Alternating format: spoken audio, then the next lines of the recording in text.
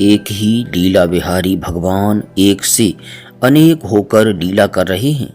इसी ज्ञान दृष्टि से आप सभी के चरण कमलों में मेरा प्रणाम। प्रिय साधकों, बाल घातनी राक्षसी पूतना पूर्व जन्म में कौन थी? उसके स्तन में विष लगा हुआ था तथा उसके भीतर का भाव भी दूषित ही था। तथापि उसे उत्तम मोक्ष की प्राप्ति कैसे हुई?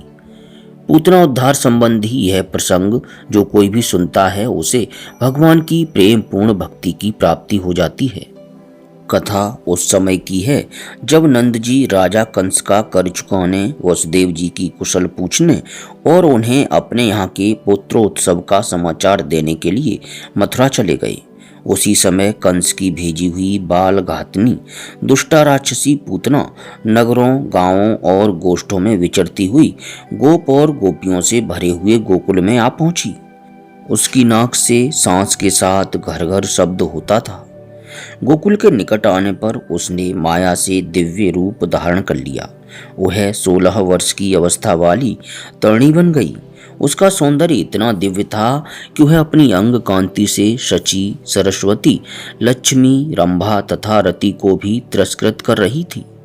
चलते समय उसके उन्नत कुछ दिव्य आभा से झलकते और हिलते थे।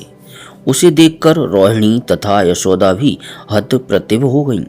उसने आते ही बाल गोपाल को गोद में ले लिया और बारंबार लाड़ लड़ाती हुई उस महाघोर दानवी ने शिशु के मुख में हलाहल विष से लिप्त अपना स्तन दे दिया। यह देख तीक्ष्ण रोष से आवृत हो श्री हरि ने उसका सारा दूध उसके प्राणों सहित पी लिया। उसके स्तनों में जब असह्य पीड़ा हुई तब छोड़ो छोड़ो कहते हुए वह उठकर भागी। बच्चे को लिए लिए घर से बाहर निकल गई। बाहर जाने पर उसकी माया नष्ट हो गई और वह अपने असली रूप में दिखाई देने लगी। उसके नेत्र बाहर निकल आए, सारा शरीर सफेद पड़ गया और वह रोती चिल्लाती हुई पृथ्वी पर गिर पड़ी। उसकी चिल्लाहट से सातों लोक और सातों पाताल सहित सारा ब्रह्मांड गूंज उठा। द्वीपों सहित सारी पृथ्वी डोलने लगी। वह एक अद्भुत सी घटना हुई। पूतना का विशाल शरीर 6 कोस लंबा और वज्र के समान सुदृढ़ था। उसके गिरने से उसकी पीठ के नीचे आए हुए बड़े बड़े वृक्ष पिसकर चकनाचूर हो गए। उस समय गोपगण उस दानवी के भयंकर और विशाल शरीर को देखकर परस्पर कहने लगे, इसकी गोद में गया हुआ बालक कदाचित जीवित नहीं होगा। परंतु वह अद्भुत बालक उसकी छाती पर बैठा हुआ आनंद से खेलता और मुस्कुराता था। वह पूतना का दूध पीकर जमाई ले रहा था।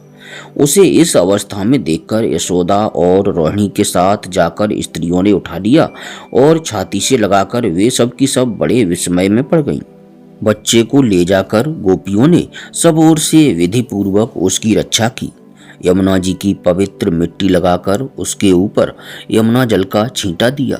फिर उसके ऊपर गाय की पूंछ घुमाई।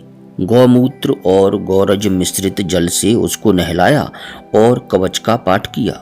श्री गोपियां बोली, मेरे लाल, श्री कृष्ण तेरे सिर की रक्षा करें और भगवान वैकुंठ कंठ की, श्वेत दीप के स्वामी, दोनों कानों की, यज्ञ रूपधारी श्री हरे नासिका की, भगवान नृसिंह दोनों नेत्रों की, दशरथ नंदन श्री राम जिह्वा की और नर नारायण ऋषि तेरे अधरों की रक्षा करें।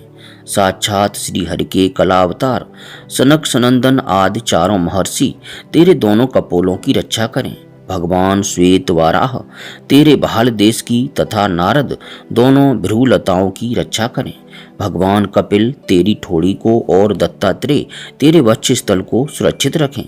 भगवान ऋषभ तेरे दोनों कंधों की और मत्स्य भगवान तेरे दोनों हाथों की रक्षा करें। प्रथुल पराक्रमी राजा प्रथु सदा तेरे बाहुदंडों को सुरक्षित रखें। भगवान कच्छप उदर की और धन्वंतरी तेरी नाभि की रक्षा करें। मोहिनी रूपधारी भगवान तेरे गुह देश को और वामन तेरी कट को हानि से बचाएं। परशुराम जी तेरे पृष्ठभाग की और बादरायण व्यास जी तेरी दोनों जांघों की रक्षा करें। बलभद्र दोनों घुटनों की और बुद्धदेव तेरी पिंडलियों की रक्षा करें। धर्मपालक भगवान कल्कि गुल्फों सहित तेरे दोनों पैरों की सकुशल रखें।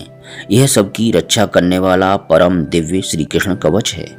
इसका उपदेश भगवान विष्णु ने अपने नाभि कमल में विद्यमान ब्रह्मा जी को दिया था। ब्रह्मा जी ने शंभु को, शंभु ने दुर्वासा को और दुर्वासा ने नंद मंदिर में आकर श्री यशोदा जी को इसका उपदेश दिया था। इस कवच के द्वारा गोपियों सहित श्री यशोदा जी ने नंद नंदन की रक्षा करके उन्हें अपना स्तन पिलाया और ब्राह्मणों को प्रचुर धन दिया। उसी समय नंद आदि गोप मथुरापुरी से गोकुल को लौट आए। पूतना के भयानक शरीर को देखकर वे सब के सब भय से व्याकुल हो गए। गोपों ने कुठारों से उसके शरीर को काट काट कर यमुना जी के किनारे कई चिताएं बनाईं और उसका दाह संस्कार किया। पूतना का शरीर परम पवित्र हो गया था। जलाने पर उससे जो धुआं निकला उसमें इलायची, लवंग, चंदन, तगर और अगर की सुगंध भरी हुई थी। प्रिय साधकों, जिन पतित पावन ने पूतना को मोक्ष गति प्रदान की, उन श्री कृष्ण को छोड़कर हम किसकी शरण में जाएं? यह बाल घातनी राक्षसी पूतना पूर्व जन्म में कौन थी? इसके स्तन में विष लगा हुआ था तथा उसके भीतर का भाव भी दूषित ही था। तथापि उसे उत्तम मोक्ष की प्राप्ति कैसे हुई? इसके विषय में इसका जो पूर्व जन्म का इतिहास है, आइए अब उसे जानते हैं। प्यारे भक्तों, पूर्व काल की कथा है जब राजा बलि के यज्ञ में भगवान वामन के परम उत्तम रूप को देखकर बलि कन्या रत्नमाला ने उनके प्रति पुत्रोचित स्नेह किया था। उसने मन ही मन यह संकल्प किया था कि यदि मेरे भी ऐसा ही बालक उत्पन्न हो और उस पवित्र मुस्कान वाले शिशु को मैं अपना स्तन पिला सकूं, तो उससे मेरा चित्त प्रसन्न हो जाएगा।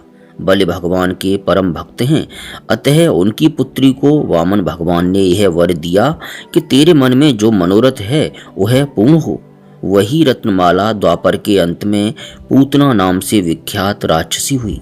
भगवान श्री कृष्ण के स्पर्श से उसका उत्तम मनोरथ सफल हो गया। प्यारे प्रभु प्रेमियों, जो मनुष्य परात्पर भगवान श्री कृष्ण के इस पूतनोद्धार संबंधी प्रसंग को सुनता है, उसको भगवान की प्रेम पूर्ण भक्ति प्राप्त हो जाती है। फिर उसे धर्म, अर्थ और काम रूप त्रिवर्ग की उपलब्धि हो जाए, इसके लिए तो कहना ही क्या है। प्यारे प्रभु प्रेमियों, पूतना उद्धार का यह पावन प्रसंग आप चाहें तो गर्ग संहिता के गोलोक खंड के अध्याय 13 में पढ़ सकते हैं अथवा हमारी वेबसाइट www.divyagyan.com पर जाकर भी इसे पढ़ सकते हैं। किसी प्रकार की त्रुटि के लिए क्षमा चाहते हुए अब आप सभी से विनती है कि अपने हृदय मंदिर में अपने इष्ट का स्मरण करते हुए प्रेम से भक्ति से बोलिए, हरे कृष्ण कृष्ण कृष्ण हरे हरे, हरे राम राम राम हरे हरे।